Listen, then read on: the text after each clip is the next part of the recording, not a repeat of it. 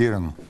Сега, аз не искам да коментирам техните аргументи. Това, което аз мисля и това, което мисля, че е най-удачното и слава Богу, християн-демокрацията, която поне е представена в Европа най-вече с немската християн-демократическа партия, най-известното име е Меркел сред политиците, които са с много решаващи позиции и с много силен глас в Европейския съюз, имаше една, за мен, изключително разумна и изключително християн-демократическа позиция.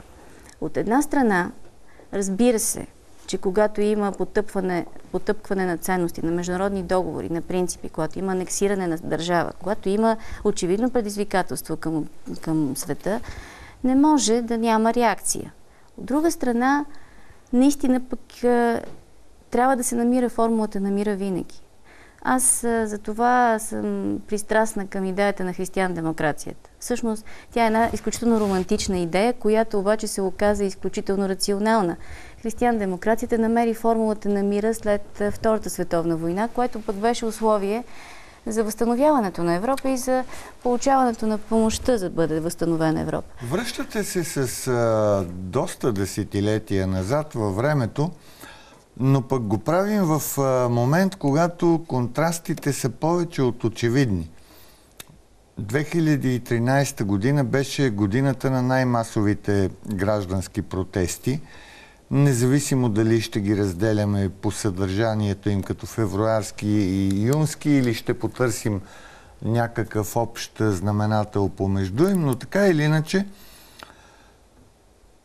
един от основните акценти като водещо послание в тези протести беше антипартийността. Гражданите демонстрираха отрицание на партиите.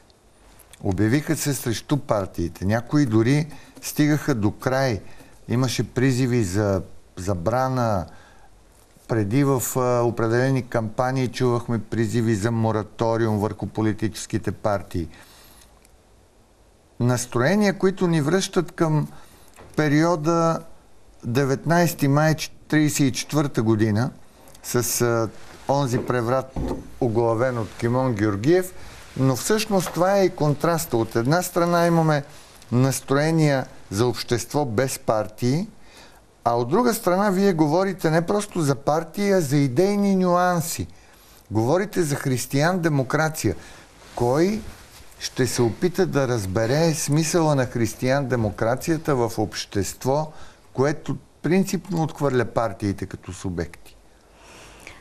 Този, който не гласува и не възприема сегашните субекти. Този, който има търсене, има необходимост нещата да бъдат осмислени, да бъдат задълбочени, да бъде наистина сложена някаква идеологическа платформа, а не просто обещание за по-добър живот, които обещания от изначално е ясно, че няма как да се сбъднат. Още колкото те са големи, толкова повече време изисква тази промяна. Технически това прави невъзможно те успешно да бъдат изпълнени от обещалите ги. Това е голямата драма. Нашето общество се люшка между очаквания, надежди и разочарования. Нека да видим между какво се люшкат първите ни зрители. Добър вечер. Ало, добър вечер, аз не съм. Да. Благодаря много. Аз сега от цялото люшкане и аз не знам даже от къде да е почната тая работа. Значи и превратите, и лявото, и дясното, и кризата в Украина, и санкциите против Русия. Добре, хайде да я започнем от дясното тогава. Аз така ще кажа за дясното в България. Значи дясното в България няма какво да се чудите какво представлява. Това представлява хора, които могат да стоят на собствените си крака. Те са много малко останали в България и мога да ви кажа така за дясното в България.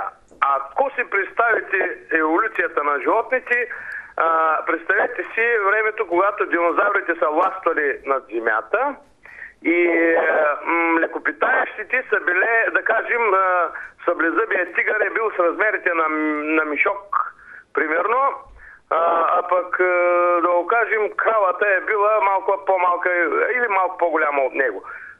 Такова нещо представлява дясното, което се е зародило след 89-та година в България, реалното дясно говоря, то е точно значи то е точно, може да го сравни така, млекопитаещите в ерата на динозаврите. Да, добре. Още един зрител, слушаме ви. Добър вечер. Добър вечер. Казвам се Румен Божанов, от Елин Пелин съм. Господин Коритаров, аз съм 51-ви набор и не си спомням априлския пленум, макар че съм бил вече роден тогава, но си спомням, че вече в съзнателния си живот, че по времето на Тодор Живков имаше такъв култ към личността на другаря Тодор Живков, че не знам за какво е громил той на априлския пленум. Може би искал да смени само Вълко Червенков и да сложат него. Относно разликата че няма разлика между позицията на БСП и ГЕРБ относно кризата в Крим, аз мисля, че вие се чудите, защото много дълбоко се заблуждават. Заблуждава се и Евгений Михайлов и други такива като него, които постоянно говорят, че ГЕРБ е дясна партия. Аз не виждам нищо дясно, те постоянно си сменят позициите и се нагаждат. ГЕРБ не е дясна партия. Докато се твърди, че е дясна партия, хилядите десни избиратели, които гласуват за нея, ще гласуват. Но един път завинаги каже ли се, че царя е гол, т.е. че ГЕРБ не е дясна партия, ГЕРБ ще остане само със своите си водачи там, които искат да се намесят пак в парламента или в Европарламента и така нататък. Добре, благодаря ви. Млекопитаещи по време на динозаврите. Това доста интересно. Интересно е. Интересно и между другото аз мисля, че е много, много точно. Няма как да поникне и да съществува дясно. Докато лявото създава динозавърски яйца непрекъснато. Много е трудно. Системата, аз наистина се опитвам да изградя една партия, която да говори за ценност. И виждам колко трудно се случва това да се влезне в политиката, като да станеш реален фактор, реално да участваш, при положение, че още на входната врата, които са изборите в една демократична система, условието е да имаш средства, да имаш финансиране. Това е заложено в изборния кодекс. От друга страна, медийното отразяване е абсолютно обвързано с тези средства. И то всъщност е големият проблем. След това ти се слага една 4% бариера. След това се намесва една психология на българи, на който казва, симпатични са, интелигентно говорят, съгласен съм с тях, обаче нямат шанс. По-добре да не ми се разпиляват гласовете. Какво иска обаче българина в крайна сметка? И това, което се получава е, че накрая се втурваме в следващия култ. Един култ заменя друг култ. Това са тези крайности, които всъщност правят демокрацията в състояние на почти невъзможност в България. Ние нямаме дори интерес и политическа култура да се създадат условия да пораснат малките идеи в по-големи. Нещо повече, аз се опитвам в момента и продължавам да правя такива опити, да говоря не толкова за разделението ляво-дясно. Не, че то няма значение. Напротив, има значение. Има значение, защото наистина търсим дясното. Но вижте какво се случва и с дясното. Ако погледнем, ето сега идват избори за Европейски парламент. Тези избори са изключително важни, защото Лисабонският договор попромени условията, попромени механизмите в управлението на Европейския съюз. Света в момента е в ситуация, в каквато не е бил през, може би, последните 50 години. И тя е много критична, тя е много сложна. Християн-демокрацията е най-голямото силно основополагащо ядро на Европейския съюз. Поне това е една от големите фракции. Европейската народна партия и доминацията на християн-демократическите партии. Всъщност, Европейския съюз е християн-демократическа идея. Това е всъщност пред името на Европейския съюз. Да, пред името на Европейската народна партия. На Европейската народна партия, точно така. Но иначе, когато се подписват договорите за въглища и стомани, когато се поставят условията на Европейския съюз, те стъпват, между другото, на християнска философия и принцип. Не само името, ето тук ме попитахте за значението на името. Има смисъл в това. Когато Америка казва, ние ще помогнем, но гарантирайте траен мир, за да не се унищожите отново, тогава се оказва, слава Богу, че 5 от 6 подписали първите договори по това време са управлявани от християн-демократически партии.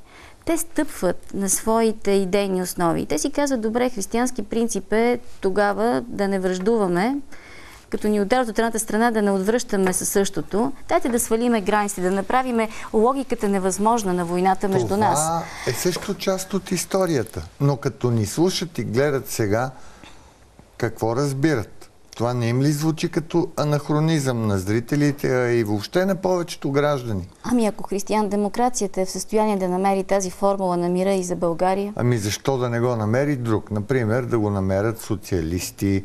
Или всъщност защо трябва някаква облечена в идеи партии да го търси? Вижте. Хората казват така. Излязахме на улицата. Цените на тока, ЕРП-тата са виновни. Куп битови проблеми, които правят невъзможно да имат собствен личен хоризонт. Изведнъж се появява Ирина Абаджиева и им говори за християн-демократически ценности. Не за дясно, не за антикомунизъм, не за някакви предметни неща, а за християн-демокрация. Какво разбират хората от тези идейни нюанси? Политическите идеи и нюанси са всъщност формули. Те спестяват време, както в математиката. Може да ви отнеме страшно много време да решите една задача по дългия път. Но ако ползвате формулата, може да си спестите страшно много време. Имаме една формула, обаче. Времето понякога се измерва с поколения. Да. А при нас разликата между първа и втора част на предаването се измерва с реклами.